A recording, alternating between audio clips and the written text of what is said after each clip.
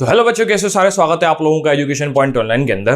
तो ये इस वीडियो में हम बात करने वाले हैं यूजर लेवल और सिस्टम लेवल पर्सपेक्टिव के बारे में। किसके लिए? फाइल सिस्टम के लिए। देखो, जब भी हम कोई चीज यूज करते हैं तो यूज करने के साथ साथ या उसके साथ इंटरेक्ट करने के साथ साथ हम अपने दिमाग में कुछ इमेजेस बनाते हैं। इमेजेस मतलब कुछ धारणाएं बनाते हैं, कुछ पर्सपेक्टिव बनाते हैं। जैसे फॉर एग्जाम्पल, मान लो मैं किसी के साथ रोज हैंग आउट कर रहा हूं तो मेरे मन के अंदर इस आदमी के प्रति कोई ना कोई ऐसी इमेज होगी जो मैं दूसरे व्यक्तियों को बताऊंगा। क्या इतनी बात समझ में आई? इन्हीं को बोला जाता है पर्सपेक्टिव।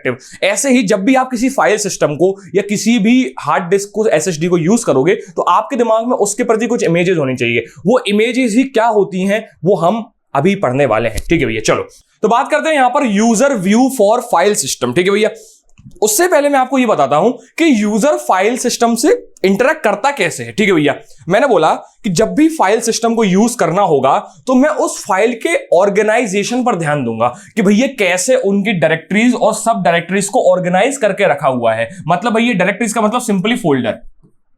ठीक है भैया, फोल्डर का एक दूसरा नाम डायरेक्टरीज भी होता है और सब डायरेक्टरीज का मतलब सब फोल्डर, मतलब फोल्डर के अंदर वाला फोल्डर। ठीक है भैया, ये चीज समझ में आई? ठीक है भैया, तो जब भी मैं फाइल सिस्टम को यूज करूंगा तो मेरे अंदर ये होना चाहिए। ठीक है, तो जब भी मैं फाइल सिस्टम को यूज करूंगा तो उस फाइल सिस्टम के अंदर कुछ ऐसा होना चाहिए जो फाइल को अच्छे से ऑर्गेनाइज करके रखे कि भैया म्यूजिक हो फोल्डर का नाम, फोटोज हो फोल्डर का नाम, ठीक है, वीडियोस हो फोल्डर का नाम। उस फोल्डर के अंदर पर्टिकुलरली म्यूजिक ही होना चाहिए। ऐसा नहीं म्यूजिक फोल्डर के अंदर कुछ इमेज फाइल्स रखी हुई हैं। कहते हैं वो समझ में? ठीक है भैया, तो हमको समझ में आया कि उस फाइल का ऑर्गेनाइजेशन डिपेंड करेगा कि मैं उसको अच्छे से यूज करूंगा कि नहीं करूंगा। ठीक है भैया, चलो उसके बाद बात करते हैं फाइल एक्सेस की। मैंने बोला जब भी मैं किसी भी फाइल को ओपन करूं तो वो उसके करस्पॉन्डिंग एप्लीकेशन को अपने आप रन कर दे। मैंने क्या बोला कि जब भी मैं किसी टीएक्सटी फाइल को रीड करना चाहता हूं तो वो ऑटोमेटिकली नोटपैड के साथ या एमएस वर्ड या किसी वर्ड पैड के साथ ओपन हो जाता है। ठीक है भैया, ऐसे ही जब भी मैं किसी म्यूजिक फाइल को सुनने के लिए ओपन करता हूं तो वो उसके करस्पॉन्डिंग किसी म्यूजिक प्लेयर के साथ ओपन हो जाता है। हो सकता है स्पॉटिफाई के साथ हो जाए,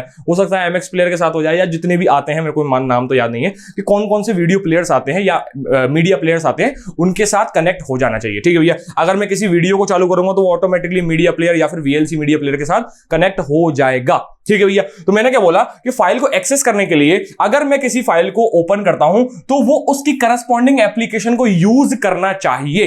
ठीक है भैया, चलो ये चीज हमको समझ में आई। उसके अलावा फाइल सिस्टम मुझे कुछ अथॉरिटीज दे जिससे मैं फाइल के अंदर ऑपरेशंस कर पाऊं। कैसे ऑपरेशन?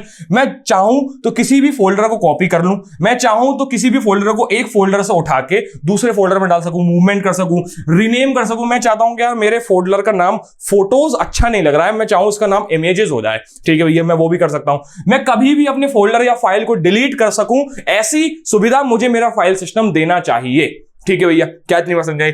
अब बात करते हैं यहां पर इंटरैक्शन की। देखो, हमारे कंप्यूटर के अंदर दो तरह से इंटरेक्शन होते हैं जो मैंने आपको पहले भी बताए थे। एक होता है CLI, कमांड लाइन इंटरफेस, और एक होता है GUI जिसको ग्राफिकल यूजर इंटरफेस बोला जाता है। ग्राफिकल यूजर इंटरफेस सिंपली आपके कर्सर, आइकन्स और डेस्कटॉप की बात कर रहा हूं मैं। ठीक है, और CLI का मतलब एक टर्मिनल होता है जहां से आप पूरे कंप्यूटर को एक्सेस कर सकते हो। ठीक है भैया, ये दो इंटरेक्शन या दो इंटरफेस होते हैं। ठीक है भैया, तो मैं बोल रहा हूं कि जब भी फाइल्स को मैं रखूं, स्टोर करूं, तो वो उस पर्टिकुलर इंटरफेस के हिसाब से एक्सेस करे। मैं अगर बोलूं भैया मुझे CLI यूज करना है तो मुझे एक ऐसा सुविधा मिले, जैसे लिनक्स के अंदर क्या होता है, लिनक्स के अंदर मोस्टली हम लोग CLI का यूज करते हैं, कमांड लाइन इंटरफेस का यूज करते हैं। तो लिनक्स कुछ इस तरीके का स्ट्रक्चर बनाता है कि आपको सिर्फ कीबोर्ड की मदद से और टर्मिनल की मदद से ही पूरे के पूरे कंप्यूटर को एक्सेस करने की सुविधा मिलती है। जैसे लिनक्स का कुछ आर्किटेक्चर ऐसा होता है कि वो एक रूट फोल्डर रखता है, रूट फोल्डर के अंदर फर्दर डायरेक्टरीज होती हैं। मैंने मान लिया कि यहां पर डेस्कटॉप है, ठीक है भैया, यहां पर कोई अपना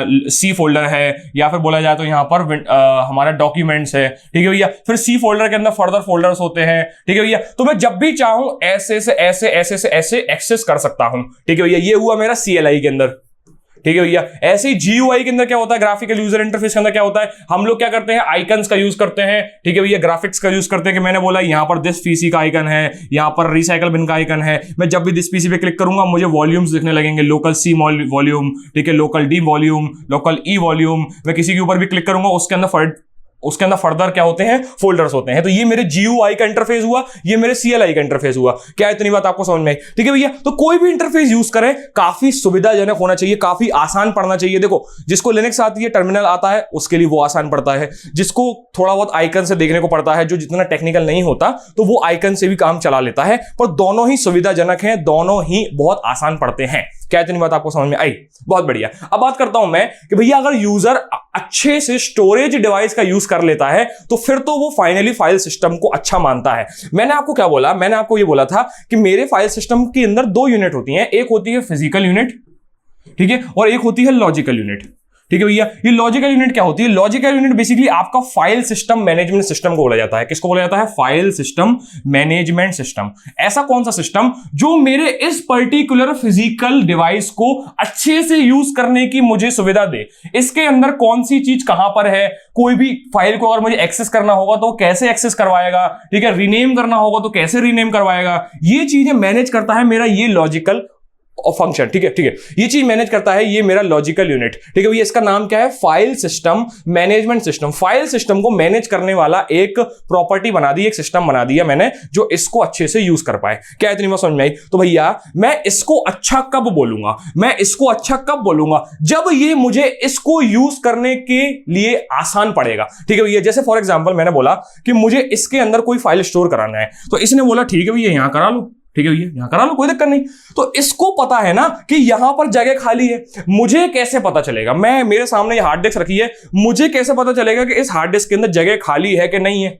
कैसे पता चलेगा? मुझे कौन बताएगा? ये फाइल सिस्टम बताएगा। फाइल सिस्टम मुझे इसके अंदर देख के बताएगा कि भैया यहां पर जगह खाली है, आप अपना स्पेस यहां कर दो, ठीक है भैया, आप अपनी फोल्डर को यहां रख दो। हालांकि ये हमको बताएगा नहीं, वो अपने आप स्टोर कर देगा ना, वो अपने आप इस पूरी डिस्क के अंदर जगह ढूंढ के स्टोर कर देगा। क्या इतनी बात समझ में आई? ठीक है भैया, वो अपने आप इस डिस्क के अंदर से चीजों को ढूंढ के मेरे लिए ला के रख देगा। मुझे कैसे पता होगा? दूर से देख के कि मेरी म्यूजिक की फाइल इस पर्टिकुलर कोने में, इस कॉर्नर पर रखी हुई है। मुझे कैसे पता होगा? ये तो हार्ड डिस्क है ना, मैं तो देख ही नहीं सकता ना इसके अंदर। तो इसके अंदर झांकने वाला, इसके अंदर देखने वाला एक लॉजिकल यूनिट होता है जिसका नाम होता है फाइल सिस्टम मैनेजमेंट सिस्टम।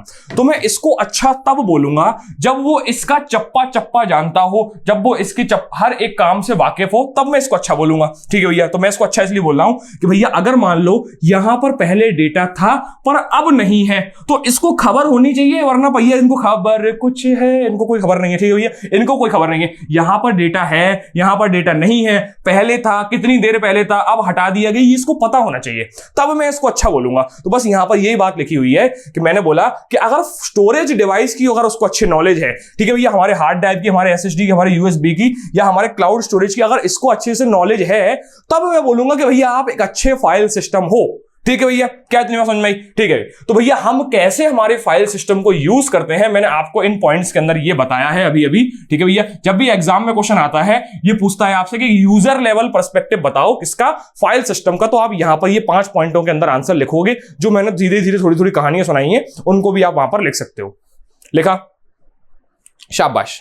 तो अभी हमने ये देखा कि कैसे हमारा यूजर इंटरैक्ट करता है फाइल सिस्टम से। अब हम देखेंगे कि उन इंटरैक्शन के बेसिस पे हम पर्सपेक्टिव क्या क्या बनाते हैं, हम धारणाएं कौन सी बनाते हैं। मैंने बोला कि हमारा कोई भी फोल्डर फाइल्स एक अच्छे से स्ट्रक्चर्ड वे में होना चाहिए, जिसको जनरली ट्री स्ट्रक्चर के अंदर रखा जाता है। और इसके अलावा भी मैं आपको डिस्क के स्ट्रक्चर बताऊंगा कुछ आगे की वीडियोस के अंदर। तो उनमें से एक ट्री स्ट्रक्चर होता है। ठीक है भैया, इसको बोला जाता है हायरार्किकल सिस्टम। हायरार्किकल का सिंपल सा मतलब होता है पेरेंट चाइल्ड रिलेशनशिप। मतलब भैया एक पेरेंट होगा, ठीक है भैया, एक पेरेंट होगा, एक पेरेंट फोल्डर होगा, उस पेरेंट के सब चिल्ड्रन फोल्डर होंगे।